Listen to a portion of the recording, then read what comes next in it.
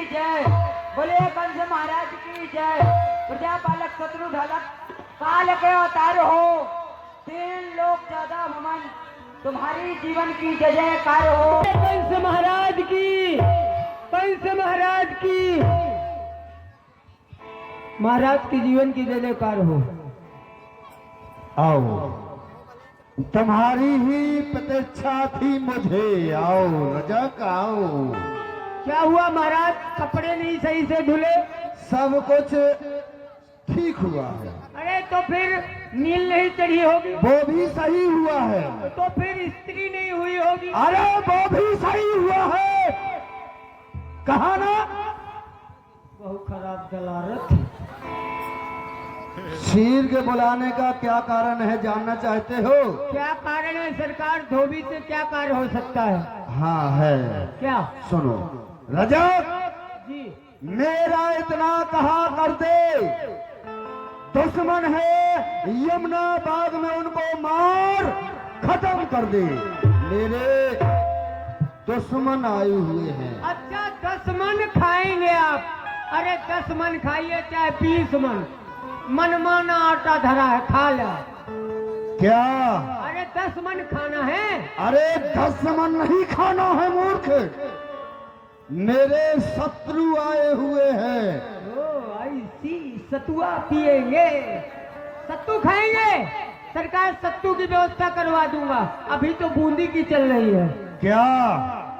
सत्तू सत्तू। शत्रु नहीं, एक घूसे से तेरी आत्मा निकाल दूंगा।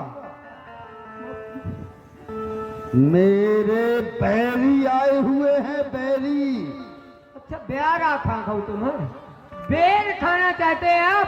तो बताइए कौन सा बेर खाएंगे? एक छोटा वाला होता है, फिर उससे एक बड़ा वाला होता है, और कभी नेपाल गए होगे तो नेपाल में ये शब्द को मतलब ना। सरकार कसम से नेपाल में लंबा वाला, इतना लंबा लंबा बेर होता है। चुप रहो। कहा ना कि इस शब्द को मत लाना अपनी जवा पर, नहीं जवान काट दूंगा तेरी। बहुत पहले जात रहे हो भैरव। चुप। अब सुनो, हम ना तो बेल खाना चाहते हैं ना सत्तू खाना चाहते तो हैं। सरकार क्या करना चाहते हैं? ये बताओ, तुम धोबियों का सरदार, धोबियों का सरदार तृणावत, उसको किसने मारा था? उनको ब्रज के 2 बालों ने मारा था। उस समय तुमने क्या प्रतिज्ञा की थी? मैंने प्रतिज्ञा की थी। हाँ, तुमने प्रतिज्ञा की थी। मुझको याद नहीं आ रही, वो थोड़ा सा आप याद दिलाइए। तुमने यही प्रतिज्ञा की थी कि अगर बच्चे मेरे सामने आ जाएंगे तो जिस तरह कपड़ों को पत्थर की शिला पे पटक के धोता हूँ, उसी प्रकार बच्चों को धो दूंगा। सरकार जब की बात जब थी। अच्छा। अब मेरा उनसे कोई प्रयोजन नहीं। अच्छा। अब मुझे क्या लेना देना दूसरे से लड़ाई झगड़ा, मैं तो बड़ा शांति वाला आदमी हूँ। तो हम कौन है यहाँ के? क्रांतिकारी राजा। हाँ राजा। और राजा का आज्ञा पालन करना तुम्हारा कर्तव्य है, प्रजा का कर्तव्य है ना? पहले के जमाने में होता था, कोई कर्तव्य का पालन नहीं करता। और नहीं करता तो हम तुम्हें मृत्यु दंड देंगे। मानना ही तो चाहते हैं, तुम मरो या फिर वो मरे। तो क्या ये हमारा कार्य तुमसे होगा? सरकार, लेकिन ये कार्य होगा तो, लेकिन मिलेगा क्या? हाँ, ये बात, इस बात पे तो हम प्रसन्न हुए, अधिक प्रसन्न हुए कि तुमको चाहिए। तो सुनो, इस राज समाज में हम घोषणा करते हैं कि जो भी हमारे शत्रु को मारेगा, आधा राज उसे प्रदान कर देंगे। अच्छा, अगर हमने आपके शत्रु को समाप्त कर दिया तो मथुरापुरी का आधा राज हमको इनाम में मिल जाएगा? मिल जाएगा। हम क्या हो जाएंगे? तुम राजा हो जाओगे हमारी धुबनिया और रानी हो जाएगी। किसकी नानी हो जाएगी? महारानी हो जाएगी। मैंने सोचा नानी हो जाएगी। नहीं, और सरकार मेरा बेटा फतुआ। और राजकुमार बन जाएगा। अच्छा, धोबी से कुम्हार हो जाएगा। कुम्हार नहीं हो जाएगा, राजकुमार। सरकार तो फिर मेरा गधा हाथी हो जाएगा। नहीं, अरे जब मैं धोबी से राजा हो सकता हूँ, मेरी धुबनिया रानी हो सकती है, तो मेरा गधा हाथी क्यों नहीं हो सकता? मनुष्य की तरक्की हो सकती है, जानवरों की नहीं। अच्छा, गधे की जगह हम हाथी बंधवा देंगे। अच्छा, गधे की जगह हाथी बंधवा देंगे। हाँ। ठीक है सरकार, आप अपने आप को मरा समझिए। है? नहीं, आप अपने दुश्मन को मरा समझिए। मैं अपने दुश्मन को मरा समझूं, यही ना? हाँ। कि अपने आप को? नहीं, अपने दुश्मन को अपने आप को मरा समझिए। जवान पर लगाम लगा, अन्यथा चमड़े की जवान कभी कभी रसगुल्ला खा जाती है। सरकार जा रहे हो? आप जाइए, आराम से खाइए और खजवाइए। है? खाते खजवाते रहो। नहीं, विजय का बीड़ा दिया जाए। अब मैं जा रहा हूँ। जाओ। आपको तो ज्ञात ही है कि मुझे भूतभान भोलेनाथ का वरदान है। हाँ। कि नारायण के सिवा मुझे कोई मार नहीं सकता, और वो ग्वाले नारायण हो नहीं सकते। वाह, हर हर महादेव। वाह, क्या बात है। जाओ विजय भाव। सुमिधन हमारा सफल ये दरबार हो, खुद दासों की चरणों में बंदना स्वीकारो महाराज। जय शंकर की। जय महाकालेश्वर, जय रंगेश्वर, जय भूतेश्वर, जय कामेश्वर कैलाशपति। तेरे चरणों में शीश झुकाकर नमन करो माता पार्वती। महामंत्रियों, सभा के आरंभ में आप सभी ने हमारी कीर्ति यश का बखान किया। कीर्ति यश बखान करने से राजा कीर्तवान नहीं होता, और उसकी दृष्टि में कीर्तवान उसके लिए प्यारी प्रजा होती है, जिसमें हम सदैव राज करते हैं। जहां तक वर्णन किया जाए, बड़े बड़े योद्धा को मैंने अपने चरणों में सर को झुकवाया है। कर कर कठोर पीठ कच्छप कठोरों की। जी हाँ, मैकू बिल्डिंग भंडार बनियनपुरवा से आप चल करके आए हैं।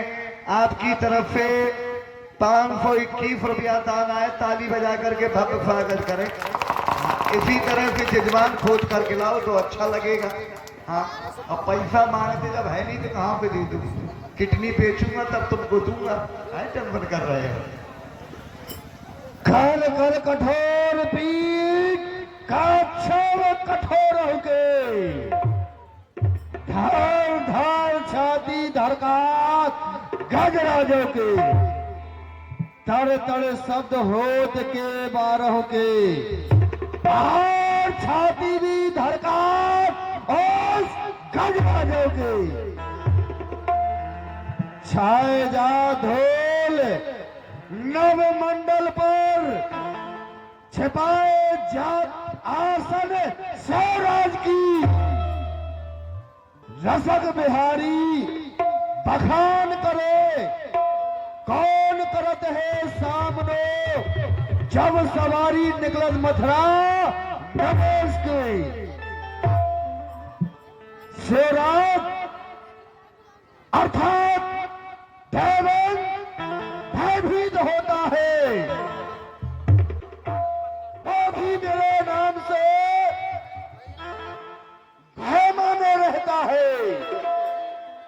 ऐसा प्रताप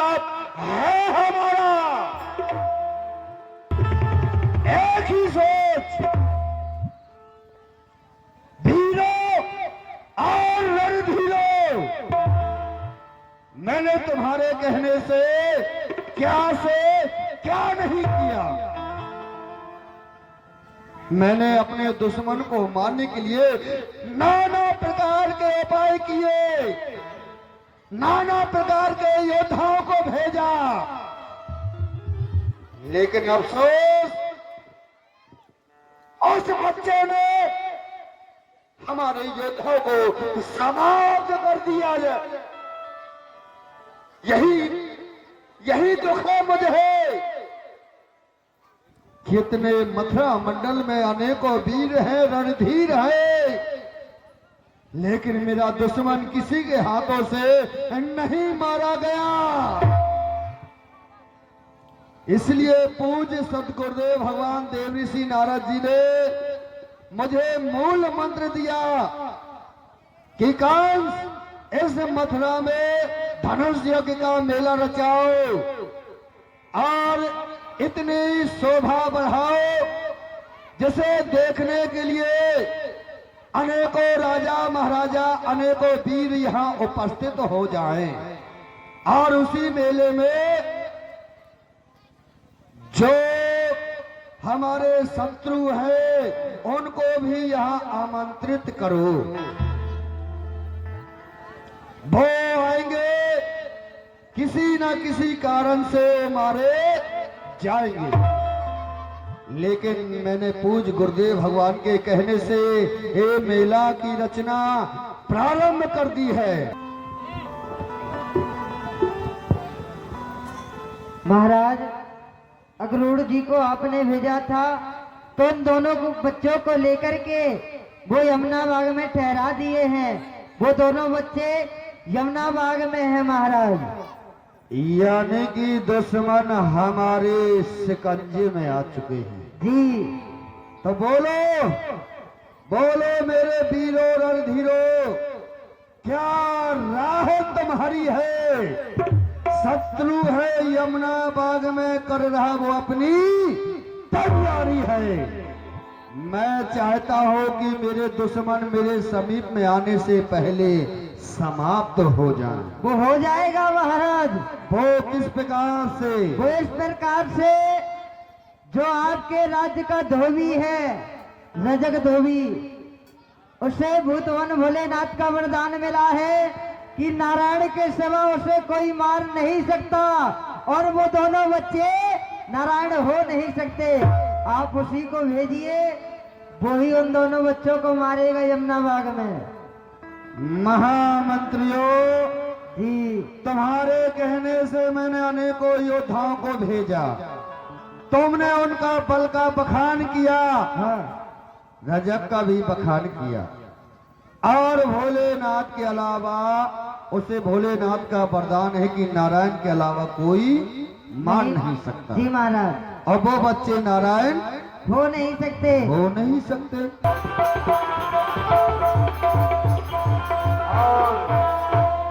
कंस के दरबार में पहुंच करके जाकर के युद्ध प्रारंभ कर दिए।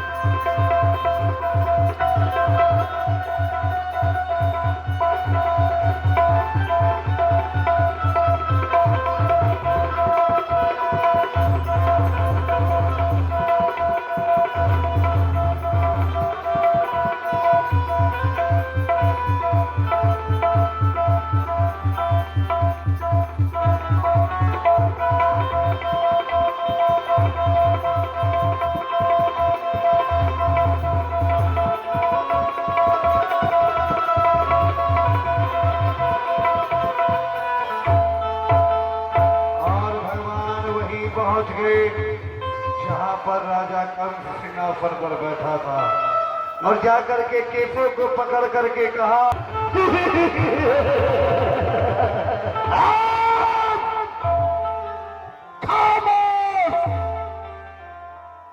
मुझे धमकी दे रहे हो? अरे बच के चले गए और मेरे सामने खड़े हो गए। अरे कालिया, किसने अंधेरी रात में भागने वाले योद्धा नहीं कहे, घर घर में नाचने वाले अंधेरी रात में भाग करके अपने आप को बलशाली बनता है। अरे कालिया, किसने? यदि मैं अत्याचार नहीं करता तो तेरा अवतार नहीं होता, फिर मामा कैसे पाता मुक्ति का नाता? इसलिए तू नहीं आया, ये मेरी किस्मत लाई है। मुझ जैसे पापी का पाप धोने घर बैठे गंगा आई है।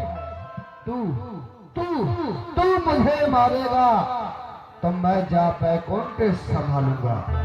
इसी कागज रूपी छाती में खूनी लिखित कर लूंगा, क्योंकि मैंने जान लिया कि तू नारायण है और नारायण के हाथों से जो मरता है उसकी मृत्यु नहीं बल्कि उसकी मुक्ति होती है। दो ही साधन से परमात्मा मिलते हैं।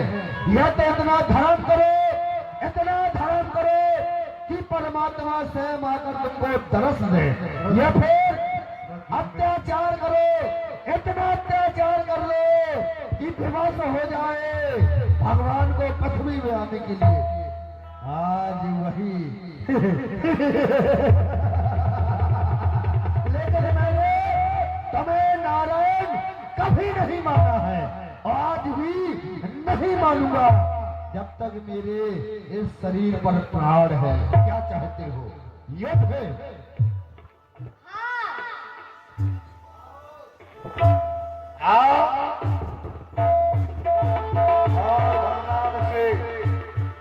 कंस युद्ध करने लगा।